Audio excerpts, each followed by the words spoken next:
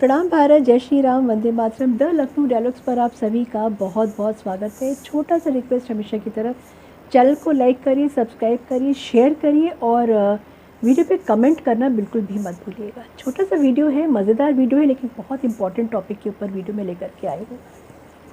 Donald Trump का circus. Donald Trump जो है किस तरीके का सर्कस जो है वो कर रहे हैं। आपको मालूम है अगला जो थर्ड वर्ल्ड वॉर होगा किसके लिए होगा? पानी के लिए होगा, तेल के लिए होगा या डेटा के लिए होगा? दुनिया में आजकल एक बहुत गर्मा गर्म बहस चल रही है कि data is a new oil, यानी डेटा अब नया तेल है। लेकिन एक सवाल जो सबसे ज़्यादा परेशान कर रहा है, क्या ये युद्ध जो है वो आज ही हमारे सामने आया है या बहुत दिनों से हमारे सामने चल रहा है? रूस यूक्रेन है, इज़राइल है, ईरान है, भारत पाकिस्तान, ये सब के सब कंट्रीज़ जो हैं वो आपस में उलझे हुए हैं। लेकिन आखिर में क्या होगा? युद्ध होगा या डील होगी या फिर सीज़ फायर होगा? और सीज़ फायर करवाएंगे कौन? Donald Trump. Who else? और कौन कराएगा सीज़ फायर एक्सपर्ट?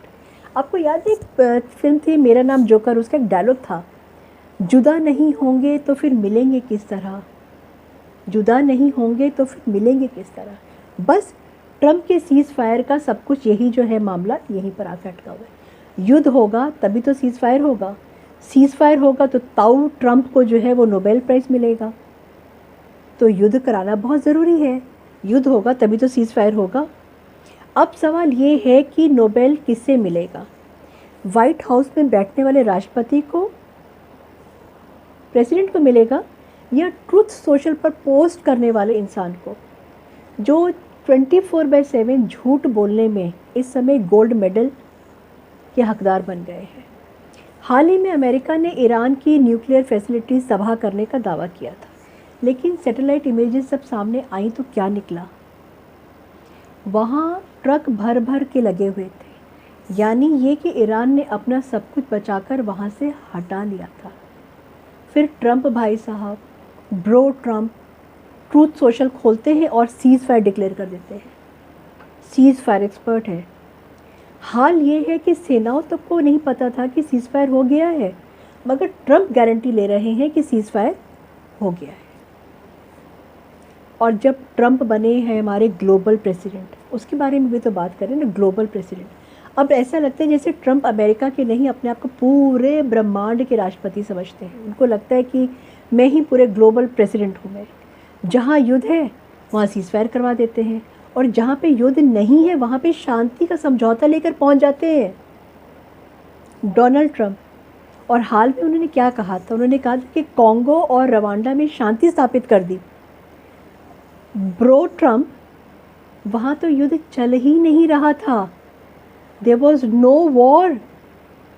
असल युद्ध जैसे ईरान इज़राइल में ट्रंप सीज़ फायर की दुहाई देते हैं वो होता है। बस ट्रूथ सोशल खोलते हैं और पूरी दुनिया जो है रुक जाती है उनका सुनने के लिए कि आखिर में वो क्या करने वाले हैं। सीज़ फायर है या कॉमेडी है? चौधरी ट्रंप कभी कहते थे कि अगर वो राष्ट्रपति होते तो कोई युद्ध होता ही नहीं, लेकिन आज क्या है? आज क्या हालत है? मिडिल ईस्ट बारूद के ढेर पर बैठा है। यूक्रेन अभी भी सुलग रहा है और यूक्रेन के ज़ेलेंस्की को यूज़ एंड थ्रो बना दिया है। चाइना ताइवान में तनाव जो है वो बरकरार है, दोनों में तनाव हो गया है। फिर भी ट्रंप को लगता है कि वो अकेले पूरी दुनिया चला सकते हैं। बस एक शर्त है, जब तक उन्हें अटेंशन मिलता रहे तब तक वो सीज़ फायर और शांति का खेल खेलते रहेंगे। उनको बस अटेंशन मिलना चाहिए। कौन सा अवार्ड मिलना चाहिए उनको? नोबेल या डेल्यूजन अवार्ड? ट्रंप अगर आज ये कहें कि वो 1940 में अगर राष्ट्रपति होते तो सेकेंड वर्ल्ड वॉर कभी होता ही नहीं, क्या पता अमेरिका के जो हिस्टोरियंस हैं, जो इतिहासकार हैं, उनको पूरी किताबें फिर से लिखनी पड़ जाए। ये ट्रंप कह सकते हैं, बिल्कुल कह सकते हैं ट्रंप। और मैं तो ये कहूँगी कि नोबेल कमेटी को कम से कम एक नया अवार्ड इंट्रोड्यूस करना चाहिए, नोबेल फॉर डिल्यूजन। वो उनको देना ही चाहिए, क्योंकि जो शख्स कूटनीति को मजाक और युद्धों को सोशल मीडिया का कंटेंट स्ट्रेटजी बना रहा है, वो तो आधिकारिक शांति राजपूत होने का, राजदूत होने का हकदार है। आधिकारिक शांति राजदूत होने का उसको वो हकदार है। युद्ध, शांति और ट्रंप का सोशल मीडिया थिएटर जो चल रहा है ना, लेकिन ये मज़ाक अब सोशल मीडिया तक ही सीमित नहीं रह गया है। दुनिया में कुछ लोग अभी भी हैं जो ट्रंप की बातों को बहुत सीरियसली ले रहे हैं, और सबसे बड़ा खतरा यहीं पर आकर है।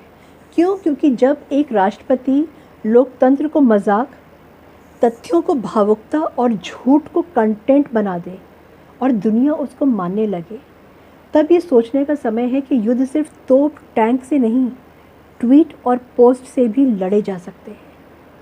It is a very very dangerous game. समय आ गया है कि दुनिया शांति के लिए एक नया प्रस्ताव लेकर के आए।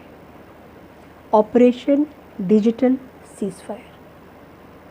नया प्रस्ताव, ऑपरेशन डिजिटल सीज़फायर। बैन करो ट्रंप को सोशल मीडिया से, बैन करो ट्रंप को सोशल मीडिया पे जाकर लिखने से, ताकि वो आगे ये ना कहे कि मैंने ही नॉर्थ पोल और साउथ पोल में सीज़फायर कराया था। वो कह सकते हैं, he can go to any extent, मैंने ही अलेक्जेंडर द ग्रेट को सलाह दी थी कि भारत मत जाओ। वो कह सकते हैं। डोनाल्ड ट्रंप अब उस ऑरा में आ गए हैं। अगर ऐसा हुआ तो आगे ट्रंप ये भी कह देंगे कि भाई कैंसर का इलाज जो है मैंने ही खोजा था, अगर मिलता है तो। और पाकिस्तान के जनरल आसिम मुनीर ट्रंप को एक और नोबेल प्राइज़ के लिए जो है वो नामांकित कर देंगे। इस समय ये जो दुगड़ी है ना, ख़तरनाक है। अगर सीज़फायर होना ही है तो ज़मीनी ताकतों से हो, डिप्लोमेसी से हो, ना कि ट्रंप के सोशल मीडिया का जो तमाशा उन्होंने करके रखा है उससे होना। सीज़फायर ऐसे नहीं होता है सोशल मीडिया के तमाशे से, क्योंकि अगर ये सिलसिला चलता रहा तो डिजिटल सीज़फायर विश्व युद्ध से ज़्यादा खतरनाक हो जाएगा। एक बचपन में एक कहावत से सुनी थी कि pen is mightier than sword. Pen के अंदर वो ताकत होती है जो एक तलवार से भी ज़्यादा पैनी होती है और तलवार से भी ज़्यादा धारदार होती है। बचपन में मैंने सुना था। आज जाकर के अगर मैं कहती हूँ पेन नहीं है, लेकिन हमारी उंगली है सोशल मीडिया पे, कीबोर्ड है उसके ऊपर, और वो कीबोर्ड पे चलती हुई हमारी उंगली कुछ का कुछ कर सकती है। देश को, दुनिया को, पूरे ब्रह्मांड को, पूरे यूनिवर्स को घुमा सकती है। और डोनाल्ड ट्रंप वही काम कर रहे हैं। डोनाल्ड ट्रंप के लिए ये बहुत ज़रूरी हो गया कि उनको सोशल मीडिया से बैन किया जाए, क्योंकि वो एक अलग तरीके का युद्ध लड़ रहे हैं। चाचा डोनाल्ड ट्रंप, ताऊ Donald Trump, bro Donald Trump, क्या सोचते हैं आप उनके बारे में? मुझे कमेंट सेक्शन में ज़रूर बताइएगा। Thank you so much. जय हिंद, जय भारत, भारत माता की जय।